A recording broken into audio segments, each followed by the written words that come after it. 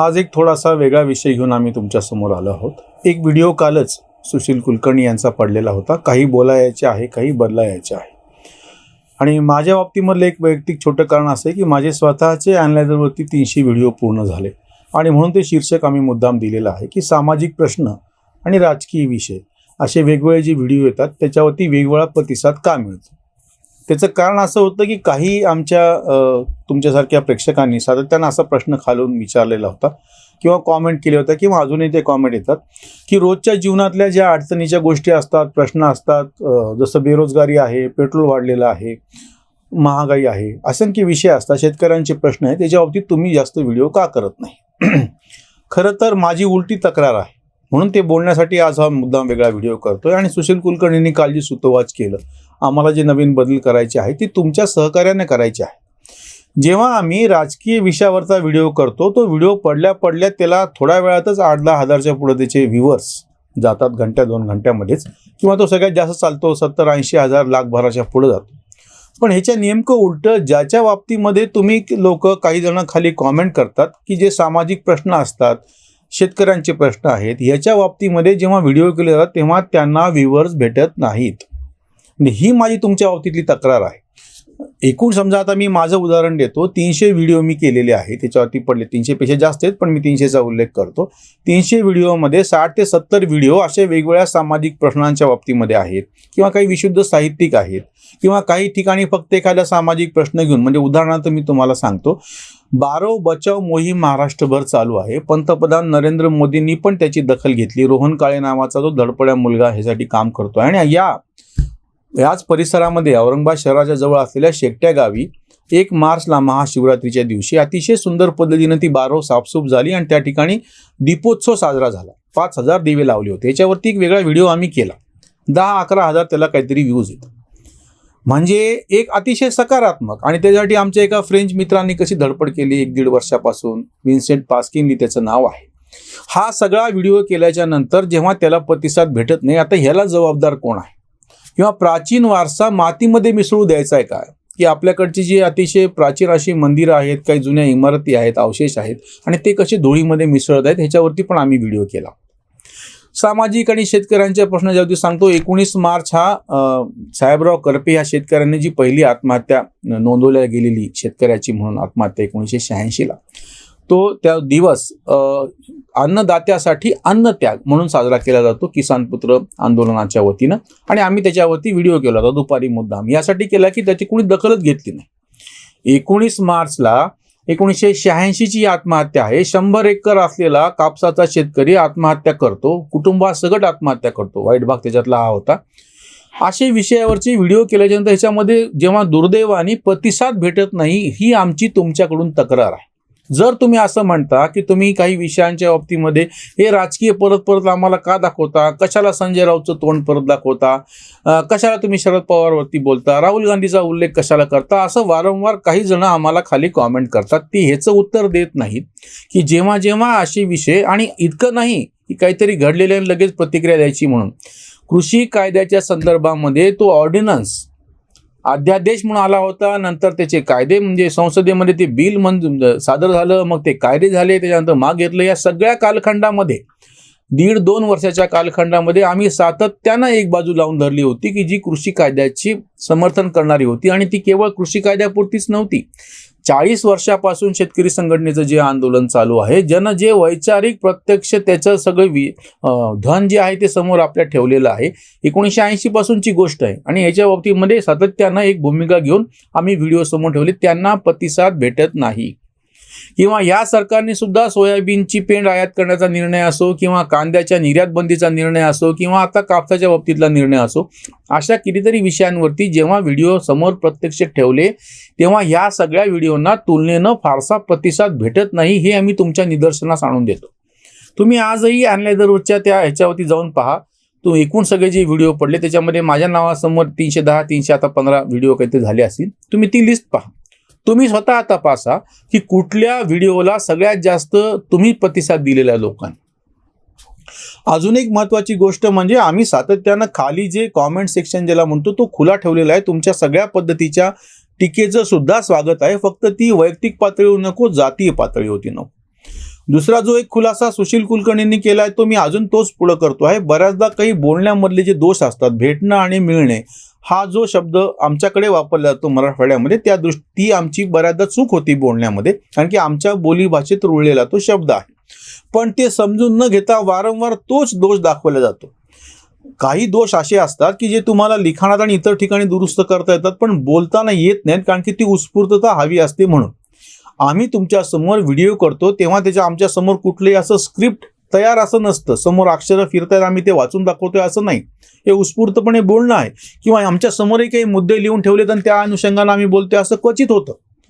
उत्स्फूर्तपणे आम्ही बोलतोय आणि त्या उत्स्फूर्ततेलाच तुम्ही प्रतिसाद देता, म्हणूनच ते आहे. त्याच्यामुळं ही एक मी परत खुलासा करतो. सुशीलनी पण केलेला आहे भाषेच्या बाबतीमध्ये, मी पण करतो आहे की काही जे दोष बोली भाषेमध्ये जे येतात, बोलण्यातून येतात, ते कृपा करून समजून घ्या. आमचा उद्देश असा नाहीये की तुमच्या कानावरती काहीतरी चुकीचं जावं म्हणून, पण ते दोष आहेत, ते आमच्या जिभेचं वळण आहे, आम्ही बदलायचा प्रयत्न करतोय, ते समजून घ्या.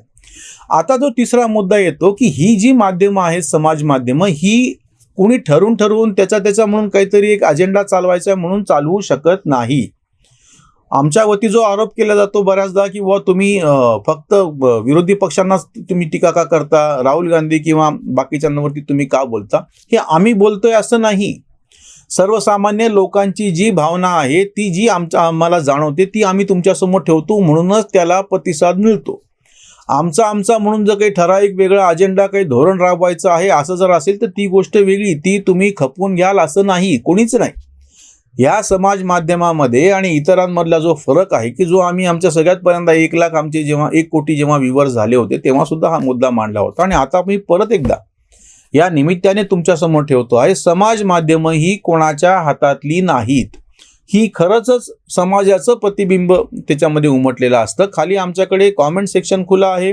व्ह्यूज किती झाले काय तुम्ही पाहू शकता. म्हणजे मी जरी किती दावे केले, एखादा माझा व्हिडिओ खूप चाललाय असं म्हणणं वेगळं, पण हे मी म्हणायची गरज नाहीये.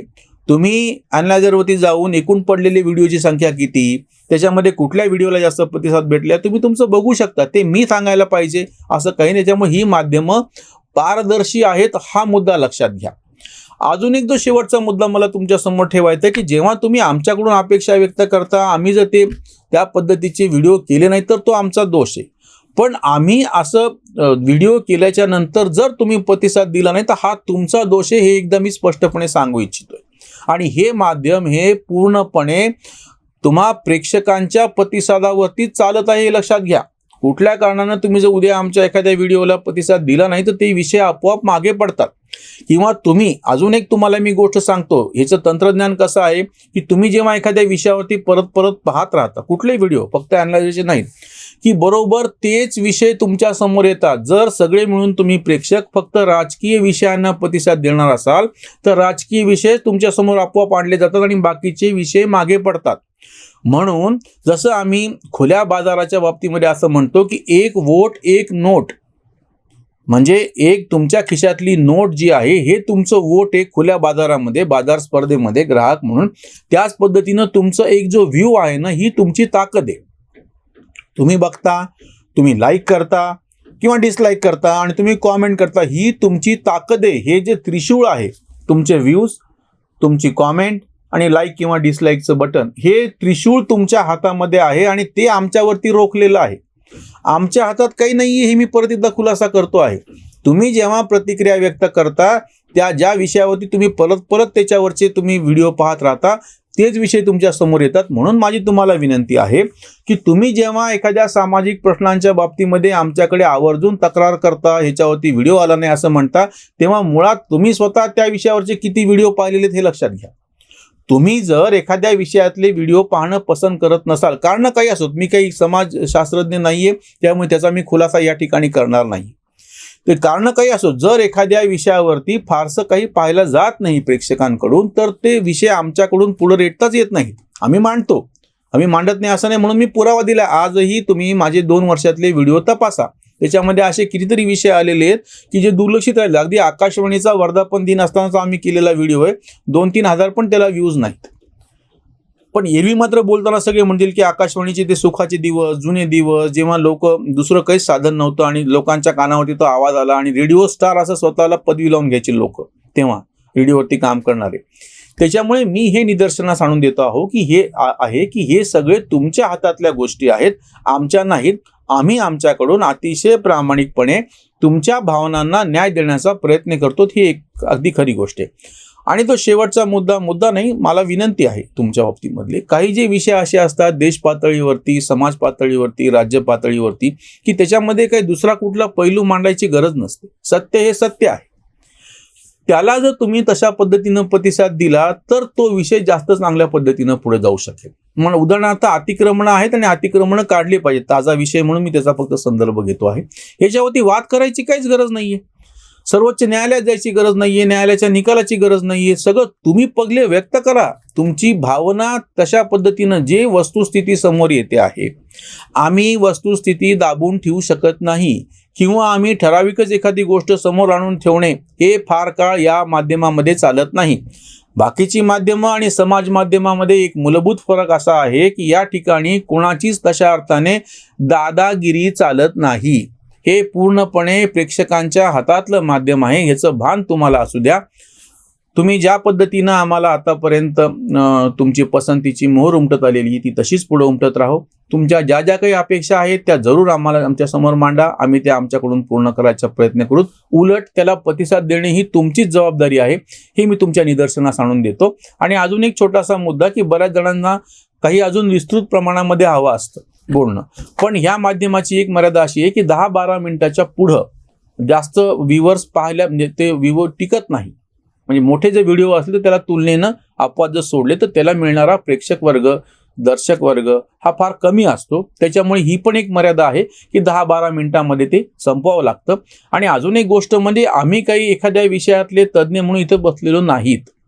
जे काही उपलब्ध माहिती आहे, जे काही सगळे रिसोर्सेस संसाधनं वापरून त्याच्यातला सगळे जे किंवा बऱ्याचदा वेगवेगळ्या विषयावरती हिंदी आणि इंग्रजीमध्ये व्हिडिओ आलेले असतात, ते तुमच्यापैकी काही जणांनी पाहिलेले पण असतात. त्यामुळे असं काही जणांना वाटू शकतं की हे तर मला माहितीच आहे, हे काय सांगायला आले. पण हे सगळं जे उपलब्ध आहे त्याची सुसंगती लावून ते मराठीमध्ये मांडणे ही आमची भूमिका आहे. आम्ही काय ह्याच्यातले फार तज्ज्ञ आहोत असं नाही. तुमच्या मनातली भावना आम्ही बोलून दाखवत आहोत हे लक्षात घ्या. परत एकदा सगळ्यांचे मनपूर्वक धन्यवाद. इथेच थांब.